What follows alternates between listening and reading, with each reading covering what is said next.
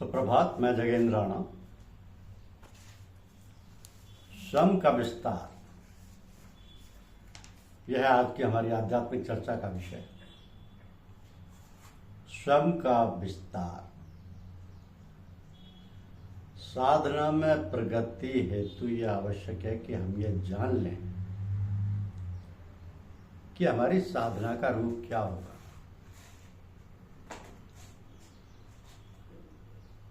या क्या होना चाहिए, उसका लक्ष्य क्या होना चाहिए। इससे पूर्व ये भी जान लेने की बड़ी अहम आवश्यकता है कि हम साधना किस प्रकार करें। जब तक लक्ष्य और उसके ओर बढ़ने का मार्ग दोनों ही स्पष्ट नहीं है, तब तक किसी प्रकार की उपलब्धि की आशा करना धूल पर किले के बनाने के समान होगा। हमें यदि किसी प्रकार की मुक्ति, स्वर्ग या अन्य किसी आनंद की अभिलाषा है, या हम इस प्रकार के किसी उद्देश्य की ओर बढ़ रहे हैं, तो समझ लीजिए कि कहीं कुछ कमी है। आप यदि मुक्ति चाहते हैं तो दूसरे को मुक्ति दिलाकर ही उसे प्राप्त कर सकोगे। आप यदि भला चाहते हैं तो दूसरे का भला करके उसे प्राप्त कर सकेंगे। आपका भला दूसरे के साथ जुड़ा हुआ है और आप उसे अकेले अपने लिए प्राप्त नहीं कर सकते। आप यदि भक्ति या मुक्ति चाहते हैं तो दूसरों को भक्ति या मुक्ति दिलाकर ही प्राप्त कर सकते हैं। इस प्रयास में यदि आपको नरक भी मिल जाए तो कोई विशेष बात नहीं है। अब प्रश्न यह है कि इस प्रकार के दैव या सार्वभौमिक अच्छाई को किस प्रकार प्राप्त कर सकते हैं। इसको प्राप्त करने का साधन केवल एक ही है, और वह है प्राणी मात्र की सेवा। इस जीवित ईश्वर यानी लिविंग गॉड या मनुष्य ईश्वर यानी मैन गॉड की सेवा से ही हम ईश्वर की प्राप्ति कर सकते हैं। हर व्यक्ति जो मनुष्यता का आवरण पहने है, सर्वव्यापक और व्यक्तिगत दोनों ही रूप से ईश्वर का प्रतिनिधि है। ईश्वर के सर्वव्यापक रूप का अर्थ है यह संसार, और संसार की पूजा करने का अर्थ है संसार की सेवा करना। अब यदि आप किसी प्रकार से सेवा करने की स्थिति में नहीं है तो ये कार्य ख्याल से हो सकता है।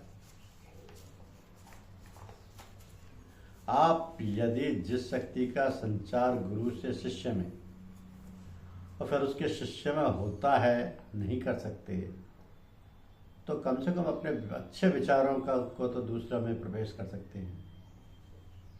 आप बैठे बैठे यही ख्याल करते रह सकते हैं कि आपके विचार कंपन या थॉट वाइब्रेशन सारी सृष्टि में फैल रहे हैं और उनमें सभी प्रवाहित हो रहे हैं। आप निस्वार्थ होकर जब इस प्रकार के प्रेम का संचार करते रहेंगे तो अन्य लोग भी धीरे धीरे एक दूसरे को प्रेम करने लगे जाएंगे। जैसे वो लोग ये समझ पाएंगे कि हमारा भला दूसरे के भले में निहित है, वैसे वो ईर्ष्या को छोड़ बैठेंगे। आप यदि अपनी साधना और पूजा को इस दिशा में मोड़ लेंगे तो इसका फल आपको तुरंत स्पष्टतया समझ में आ जाएगा। तो साधना का यह उपरोक्त सिद्धांत इस आधारभूत सत्य पर आश्रित है कि विस्तार ही जीवन है और संकुचन ही मृत्यु है। All expansion is life, all contraction is death. प्रेम वास्तव में अपने को विस्तार करना ही है, अपने से बाहर निकालना ही है। सब प्रकार का संकुचन स्वार्थ है, मृत्यु है। इसलिए जीवन का एकमात्र नियम है प्रेम। जो प्रेम कर रहा है वो जीवित है, और जो स्वार्थी है मर रहा है। अपने अच्छे विचारों को दूसरे में प्रवेश करते करते आप उसी प्रेम में खो जाएंगे और अपनी संकीर्ण तथा संकुचित मुक्ति की कामना को छोड़कर एक असीम और सर्वभौमिक सत्य का भास आपको हो जाएगा। तब आप आत्मवत् सर्वभूतेषु looking upon all beings as your own self के आदर्श को अपने जीवन में चरितार्थ कर सकेंगे। तो इस अपने को विस्तार करने तथा अपने विचार कंपनों को प्रसारित करने की प्रक्रिया का लाभ आपको तुरंत महसूस होगा। जिस व्यक्ति से इतना अधिक प्रेम का प्रसार हो रहा है वो प्रेम में हो जाएगा। जिससे इतना प्रेम प्रस्फुटित होगा वो स्वयं कितना पवित्र हो सकेगा और कितना प्रेम उसके जीवन में होगा, इसका अनुमान आप सहज ही लगा सकते हैं। सारांश रूप में कहा जा सकता है कि ईश्वर प्राप्ति का मार्ग दूसरों को उसकी प्राप्ति में सहायता करने में है, या यूं कहिए कि अपने को विस्तार करने में है। जिस असीम में आप लय हो जाना चाहते हैं, तो क्या ये आपके बिना असीम हुए संभव है? हर कार्य जो दूसरों में दैवीय उद्घाटन होने में सहायता करता है अच्छा कार्य है, और हर कार्य जो इस गति को रोकता है दुष्टता का कार्य है। तो इसी दिशा में कार्यरत होकर हम अपना सही कल्याण कर सकते हैं, क्योंकि पवित्रता का मार्ग कर्म के संसार में होकर गुजरता है। अरे ज्ञानार्जन और बुद्धि प्रदर्शन निरर्थक है, मात्र बाह्य चमक है, किंतु हृदय सारी शक्ति का भंडार है। मस्तिष्क में नहीं, हृदय में आत्मा सर्वज्ञान शक्ति तथा क्रिया शक्ति को लेकर विराजमान है। शतः चैकाय हृदय नाय, मुख्य शिरा केंद्र जो हृदय के निकट ही है और जिसे सिंपैथेटिक गैंग्लिया कहते हैं, उस पर ही आत्मा का दुर्ग स्थापित है। तो जितना अधिक हृदय आप प्रदर्शित करेंगे उतना ही आपकी विजय होगी। मस्तिष्क की भाषा को बहुत कम व्यक्ति समझते हैं, किंतु हृदय की भाषा को ईश्वर से लगाकर घास के पत्ते तक सभी समझते हैं। ईश्वर से एक होने के दो ही मार्ग हैं। पहला है हृदय पर ध्यान, हृदय पर ध्यान केंद्रित करना और उसमें काफी नीचे उतरना, वहां पर भी उसकी मौजूदगी को महसूस करना। दूसरा है अपने को उसके हाथों में सौंप देना। तो उसी प्रकार से जैसे बच्चा अपने को माता के हाथ में सौंप देता है, अपने को पूर्णतया भूलकर मुझे दूसरा मार्ग अधिक आसान दिखाई देता है। क्योंकि आध्यात्मिक जगत में बहुधा ये वाद विवाद का विषय बन जाता है कि चेतना को एकाग्र करें, हृदय पर केंद्रित किया जाए या मस्तिष्क या आज्ञा चक्र में। कुछ संत आज्ञा चक्र पर बल देते हैं, जबकि कुछ हृदय को केंद्र मानकर आगे बढ़ने का निर्देश करते हैं।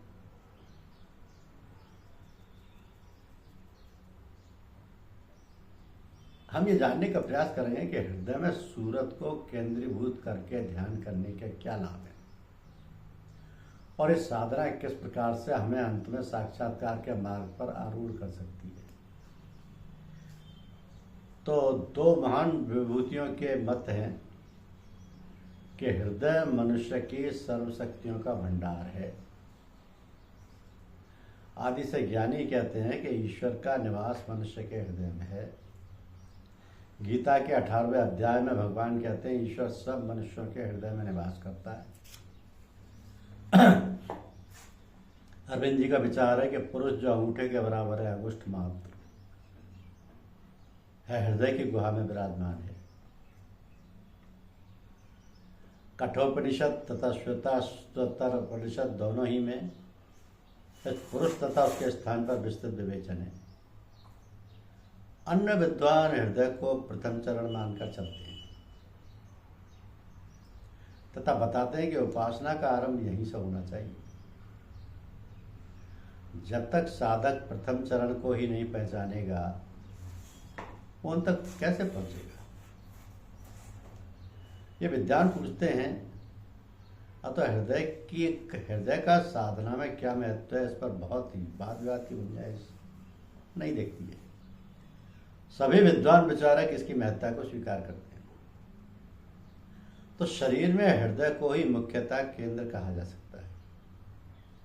अन्य प्रत्यंगों के महत्व को कम न करके भी यह तो मानना ही पड़ता है कि सबका शिरोमणि हृदय है। शरीर में जीवन संचार या रक्त संचार का यही माध्यम है। सतत रूप से कार्य में संलग्न रहता है। दिल या मानसिक चैतन्यता का यह भंडार है।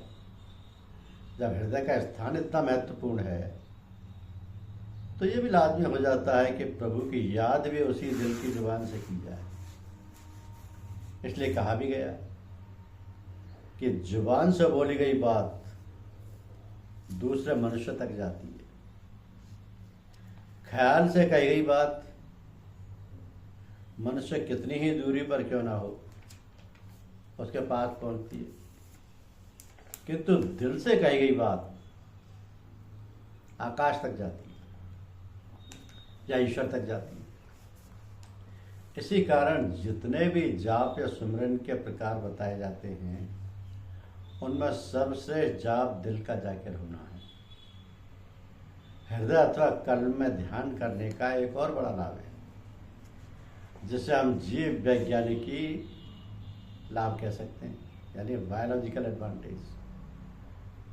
क्योंकि रक्त का संचार हृदय से होता है और सारे शरीर में तो सर्वश्रेष्ठ है कि वह रक्त ही राम नाम की टंकोर में नृत्य करता हुआ शरीर में दौड़े, क्योंकि रक्त का भंडार हृदय है और वह ईश्वर स्मरण में डूबा हुआ है। तो वहाँ से जो चीज संचारित होगी उसमें भी वही गुण अवश्य पाए जाएंगे। इस प्रकार का अभ्यास आपके शारीरिक कार्यकलापों तथा रहन सहन को ही आमूलभूत रूप से परिवर्तित कर देगा और एक नवीन सौंदर्य की प्रतिष्ठा करेगा। इस प्रकार साधना करने से आप जो सुमिरन हृदय में ही लेकर चले हैं वो सारे शरीर में स्थानांतरित हो जाएगा। राम नाम आपके प्रत्येक रोमकूप से प्रस्फुटित हो जाएगा। इसके अतिरिक्त यह भी हो सकता है कि आपको शब्द अन्य स्थान में भी सुनाई दे। कल्प यानी हृदय के अतिरिक्त भी अन्य कई केंद्र हैं जो हृदय चक्र के ही भाग हैं। इनमें रूप आदि मुख्य हैं। तो हृदय में ध्यान करने से इन सभी का मार्ग खुल जाता है और आज्ञा चक्र तक की पहुंच सुलभ हो जाती है। इसके पश्चात ब्रह्मरंध्र तक पहुंच जाता है जो शरीर में साधना का अंतिम स्थान है। ब्रह्मरंध्र शरीर में साधना का अंतिम स्थान है। यह सारा मार्ग हृदय की कड़ी जो पहली कड़ी है पकड़ने से सुलभता से तय हो जाता है। सुलभता से तय हो जाता है। तो स्वयं का जब विस्तार करते हैं तो अपने विचार कंपनों को प्रसारित करने की प्रक्रिया का लाभ हमें तुरंत महसूस होता है। जिस व्यक्ति से इतना अधिक प्रेम का प्रसार हो रहा है वो प्रेम में हो जाएगा।